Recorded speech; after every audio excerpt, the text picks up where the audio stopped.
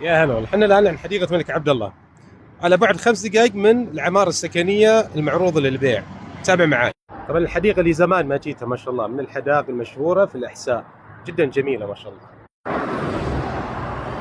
طبعا اللي يميز العمارة ما شاء الله، شوف هنا بلدية الهفوف، هنا حديقة الملك عبد الله، العمارة موجودة هنا، موقع استراتيجي مميز. طبعا راح اعمل لك تغطية بإذن الله تفصيلية حتى تشوف العمارة السكنية، موقع ما شاء الله مميز ومدخلها طيب ما شاء الله تبارك الله. هذه العمارة السكنية طبعا عمرها 11 سنة ما شاء الله.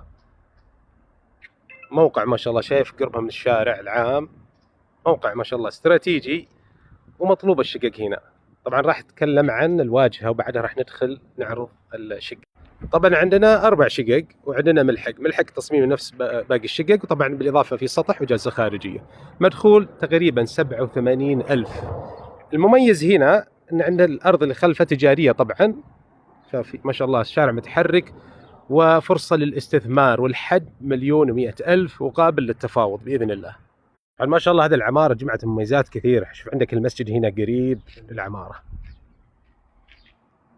هذا برضه راح يستقطب مستاجرين عندك ما شاء الله تبارك الله. هنا عندنا الارتداد ما شاء الله، العماره نظيفه ما شاء الله. عندك 3 مداخل للشقق، 1 2 3، وعندك كراج هنا الأول، وهنا عندك هنا كراج الثاني.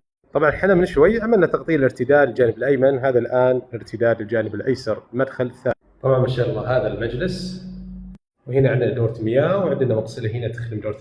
هنا عندنا ما شاء الله الصالة، هنا عندك ما شاء الله مطبخ، دورة مياه، وعندك هنا غرف نوم ما شاء الله. هذه غرفة النوم، عندك هذا ما شاء الله المطبخ. بالنسبة للشقة الأرضية ما شاء الله، عندك هنا مدخل جانبي، وعندك المدخل الثاني هنا ما شاء الله تبارك الله. يعني كل شقة عندك ما شاء الله تتكون من غرفتين نوم وصالة ومجلس وحمامين وانت بكرامة.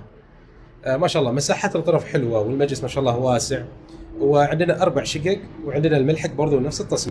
طبعا ما شاء الله هذا الشارع اللي عند حديقة الملك عبد الله فيه محطة بنزين وفي محلات تجارية، هذا الآن خلف العمارة ما شاء الله. طبعا يكفيك هذا الشارع، هنا حديقة الملك عبد الله، شوف المحلات التجارية، وهذا الشارع مشهور.